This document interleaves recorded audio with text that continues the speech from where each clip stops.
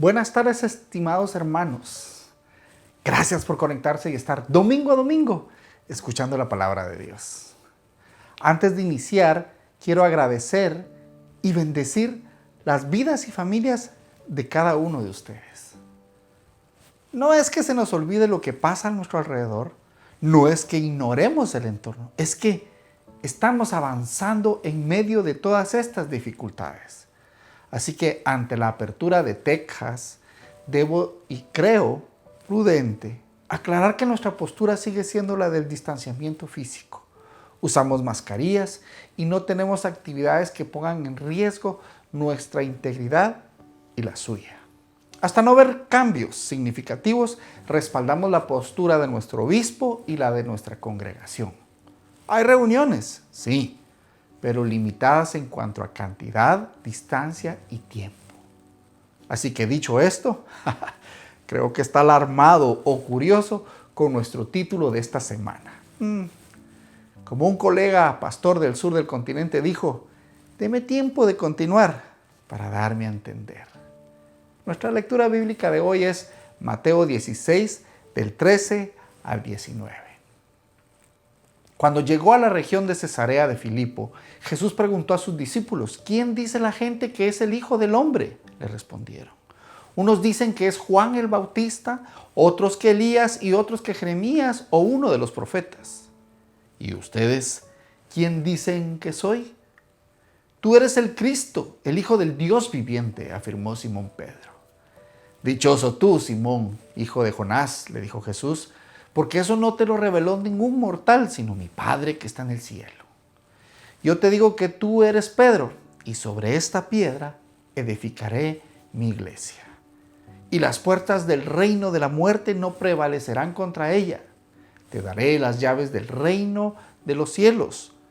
Todo lo que ates en la tierra quedará atado en el cielo, y todo lo que desates en la tierra quedará desatado en el cielo.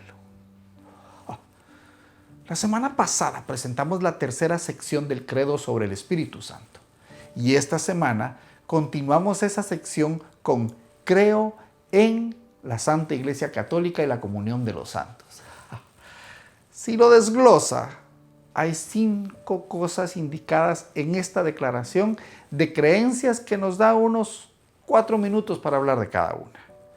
Lo lamentable es que podemos pasar horas hablando de cada uno. Así que, entonces, comencemos. El mejor lugar para comenzar es al final de la primera declaración. Creo en la iglesia. Santo y católico son descriptores o adjetivos de iglesia, por lo que debemos comenzar con iglesia. Cuando afirmamos que creemos en la iglesia, le damos el mismo valor a la iglesia que a la muerte y la resurrección de Cristo. La fe en la iglesia es tan importante como nuestra fe en Dios. Entonces, ¿por qué luchamos tanto con la iglesia? ¿Por qué tantas personas en los últimos años han abandonado la iglesia a pesar de que creen en Cristo? Creo que comienza con nuestra definición de iglesia. La mayoría de los cristianos hablan de ir a la iglesia como si la iglesia fuera un edificio o un lugar. Sin embargo, no lo es. Me gusta la definición de Stuart Briscoes. Iglesia son personas que pertenecen a Cristo y que están unidas y comprometidas con su causa. Esta es una de las premisas del ministerio que mi esposa y yo fundamos unos años atrás. Perdemos la definición cuando comenzamos a pensar en la iglesia como un lugar o una doctrina particular que define nuestra religión. De ahí es que hay que ponerle mucha atención al rol de los descriptores o adjetivos de esta declaración. Para entender verdaderamente la iglesia, volvamos a sus conceptos básicos. La palabra iglesia, por ejemplo, proviene de la antigua palabra inglesa que se pronuncia muy similar, pero que se escribe completamente diferente. Kirk. Kirk es la palabra escocesa para iglesia, ya que Kirche es la palabra alemana. Todas esas palabras tienen su raíz en la obra griega kuriake o kuriakón, que significa simplemente lo que pertenece al Señor. ¿Lo va viendo? La palabra griega traducida para iglesia en el Nuevo Testamento es eclesia, que significa llamado desde. Entonces, el significado de iglesia es algo que pertenece al Señor y de lo cual es llamado. Stuart Briscoe, en su libro El Credo de los Apóstoles, afirma que no es solo de dónde se llama la iglesia, sino que además también es reunida por Dios. En el Antiguo Testamento la palabra es Kaal, en el Nuevo Testamento es eclesia. Entonces, la iglesia es algo que pertenece a Dios y está compuesta por personas que son llamadas del mundo para ser reunidas por Dios. No es un edificio, no es un lugar. Somos usted y yo desde las cosas mundanas para que Dios las recoja. Cuando miramos nuestra lección de las Escrituras de hoy, obtenemos una mayor comprensión de lo que creemos y los detalles de la iglesia. En el capítulo 16 de Mateo, Jesús le dice a Pedro, y te digo que tú eres Pedro y sobre esta roca edificaré mi iglesia, y las puertas del Hades no prevalecerán contra ella. Esto no es solo una iglesia, esta es la iglesia de Cristo. Cuando afirmamos que creemos en la iglesia, estamos confirmando que este no es un lugar que podamos simplemente reorganizar o abandonar si no nos gustan los principios o el predicador o la doctrina denominacional. Esta es la iglesia de Cristo. Lo construyó con un propósito. No lo construyó y dijo que hagas lo que quieras con él. Pero es más que eso. Cristo lo construyó para que dure para siempre. Le dice a Pedro, y las puertas del Hades no prevalecerán contra ella. En términos bíblicos, el Hades es el reino de los muertos, no un lugar de castigo. La palabra griega traducida prevalecer significa más fuerte que. Jesús le dice a Pedro, el reino de los muertos, que ningún hombre puede conquistar, no es más fuerte que la iglesia fundada sobre la roca, y la iglesia siempre perdurará hasta el final de la historia, porque fue construida por el Señor. Y entonces, ¿me dirá usted? Bueno, usted y yo, juntos somos la iglesia, el cuerpo de Cristo, facultado para hacer su obra en el mundo, llamado fuera del mundo para hacer sus manos y pies, y se reunió con él en busca de fuerza y autoridad para hacer su trabajo. El escritor de Efesios define esto en el capítulo 1, versículos 20 al 23. Ahí leemos, Dios resucitó a Cristo y le dio un lugar en el cielo, a la derecha de su trono. Con ese mismo poder le dio a Cristo dominio sobre todos los espíritus que tienen poder y autoridad, y sobre todo lo que existe en este mundo y en el nuevo mundo que vendrá. Dios puso todas las cosas bajo el poder de Cristo y lo nombró jefe de la iglesia. Cristo es para la iglesia lo que la cabeza es para el cuerpo. Con Cristo, que todo lo llena, la iglesia queda completa. Pero no solo creemos en la iglesia, creemos que la iglesia es santa. Briscoe en su libro pregunta si eso significa que la iglesia está formada por personas totalmente sin pecado que se reúnen sin pecado. Proclama, lo dudo, ¿o no? Tenga en cuenta que Cristo proclama que no vino por los justos. En el corazón del metodismo wesleyano hay un mensaje de santidad, sí. Timothy Tennant, en su libro En esto creemos, habla sobre el mensaje central de santidad en el metodismo wesleyano y la reforma. Habla de la reforma de la creencia en la justicia ajena. Esa es una doctrina que dice que somos salvos solo por la justicia de Cristo y que por medio de la fe Dios graciosamente nos imputa o nos da la gracia de Cristo. Por lo tanto, somos justos y santos porque Dios es justo y santo. Tennant declara en su libro, sin embargo, el énfasis en la santidad nos recuerda que la justicia ajena no es la última palabra de Dios para la iglesia. Es cierto que somos justificados por Dios al imputarnos la justicia de Cristo. Sin embargo, la salvación es más que una justificación. La justicia para Wesley fue más que Dios mirándonos a través de un par de lentes diferentes. La justicia ajena debe convertirse en la justicia actualizada. La justicia declarada debe convertirse en justicia encarnada, forjada en nosotros, no por nuestra propia fuerza, sino por el poder del Dios viviente. La iglesia no debe ser declarada santa. Debemos ser santos. Necesito sencillez en esto. Piense de nuevo en los adjetivos de la declaración. Es cierto que somos justificados por Dios asignándonos la justicia de Cristo. Sin embargo, la salvación es más que una justificación.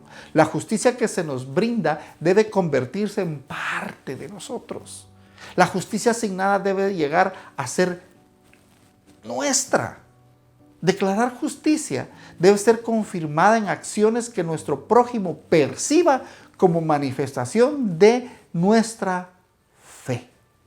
Y todo eso es posible en nosotros a través del poder y la autoridad del Dios viviente. La segunda definición de la iglesia en nuestra declaración de credo es católica. Y eso lo alarma, yo lo sé. Y aquí es a donde se le pusieron los pelos de punta, Inmediatamente pensamos, no somos católicos, somos protestantes. Hay lugares o personas que ya dicen el credo o que ya no dicen el credo porque la visión es así de cerrada. Vea, el católico de nuestro credo significa universal. Cuando afirmamos que creemos en la Iglesia Católica, estamos afirmando que creemos en la Iglesia que fue de Cristo, que surgió de la fe judía en el primer siglo. Afirmamos que somos ante todo cristianos. El credo no dice nada sobre ser metodista o católico romano. Dice que somos cristianos. No es que la doctrina y las implicaciones de ser metodista o bautista no sean importantes, sino que son secundarios a ser netamente cristianos. A menudo escucho a la gente responder a los metodistas o presbiterianos cuando se les pregunta qué religión son. En realidad, la respuesta es que soy cristiano. Yo sé que en mi país decir que se es cristiano significa ser evangélico o protestante. ¿Acaso no un cristiano que es católico romano o pertenece a una denominación protestante en particular? ¿Acaso no?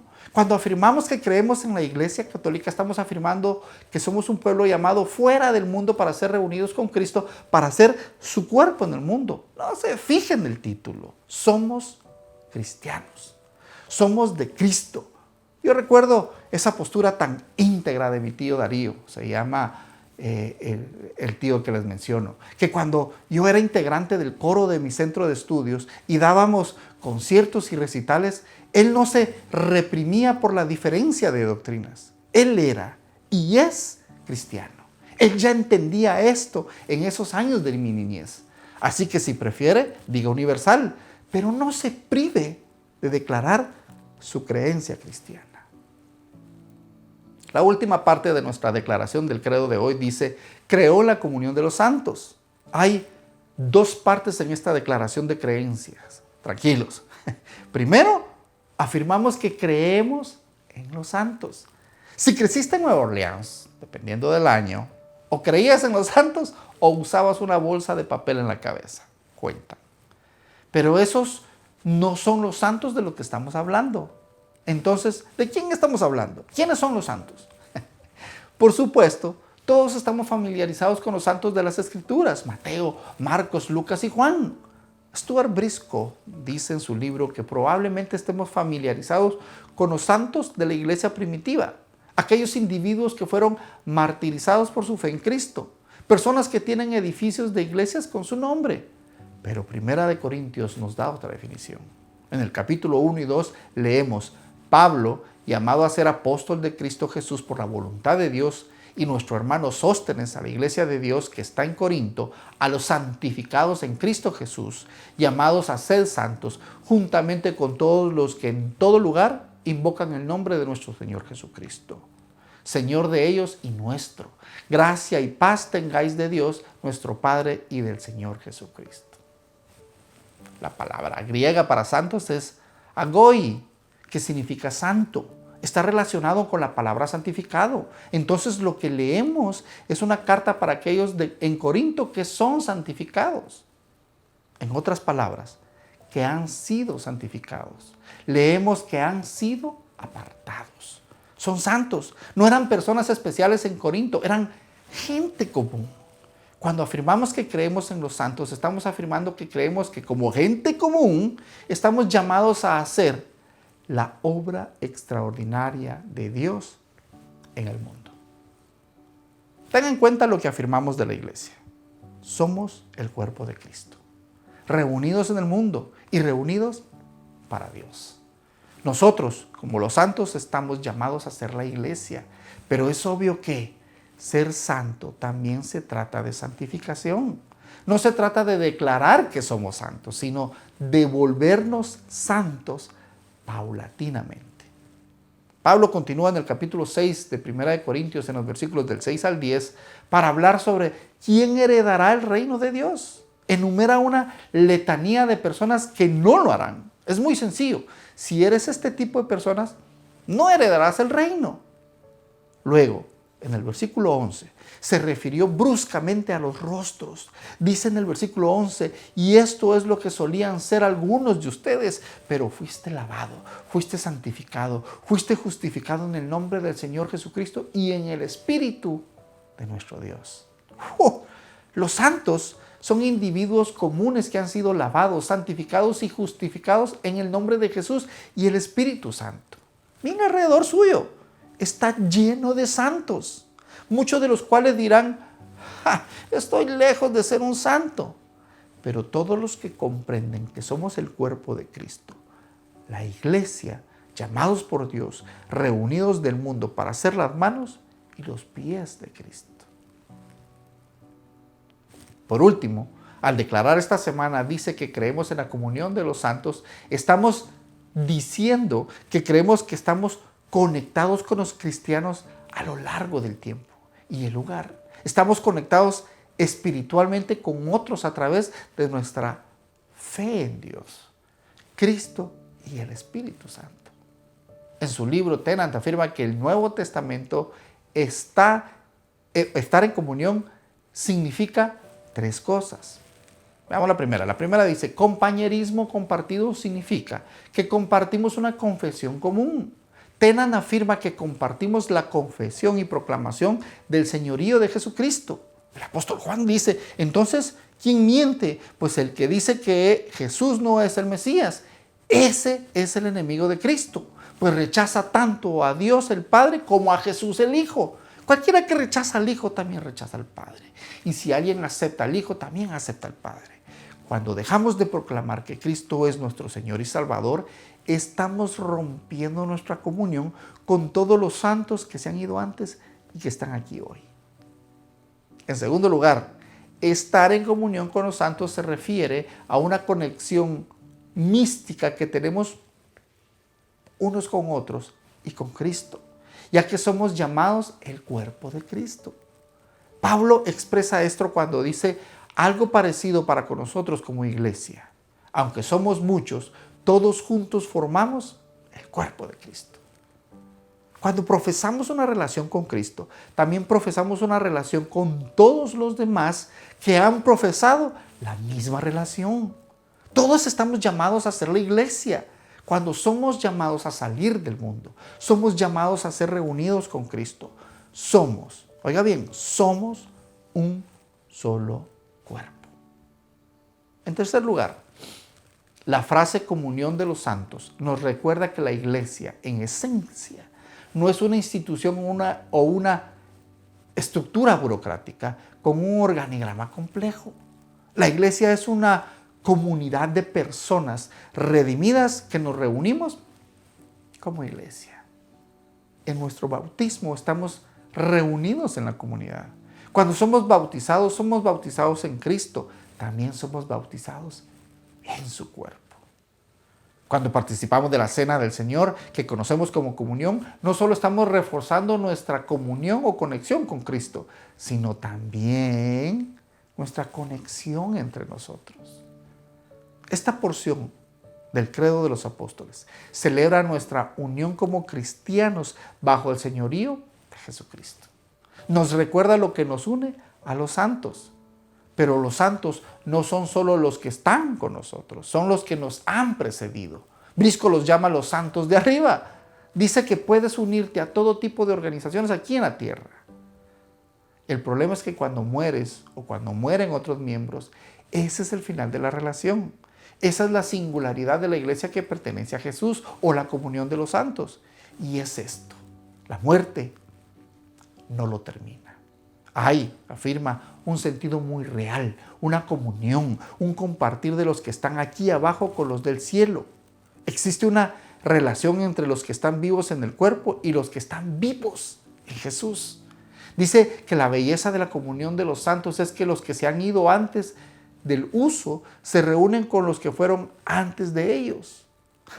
Hebreos 12:1 dice: por tanto, también nosotros, que estamos rodeados de una multitud tan grande de testigos, despojémonos del lastre que nos estorba, en especial del pecado que nos asedia, y corramos con perseverancia la carrera que tenemos por delante. Fijemos la mirada en Jesús, el iniciador y perfeccionador de nuestra fe, quien por el gozo que le esperaba soportó la cruz, menospreciando la vergüenza que ella significaba, y ahora está sentado a la derecha del trono de Dios. Esta comunión de los santos, estamos corriendo la carrera, pero no solos. Estamos corriendo en una arena con las gradas llenas de esos santos que han pasado antes que nosotros, animándonos al pasarnos la batuta de ser el cuerpo de Cristo, de ser la iglesia. Amén. Amado Padre, gracias Señor.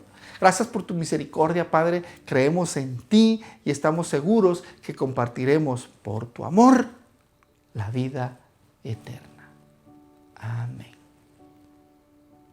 Gracias por acompañarnos. Comparte este mensaje. Sabe, siempre hay alguien a quien el Señor tiene algo que decirle. Estamos en YouTube, Facebook, Instagram y Twitter. Suscríbase. Envíenos un mensaje de texto al 832-773-4901 o por el chat de Facebook. Nos comunicaremos con usted. Hasta pronto. El Señor les bendiga.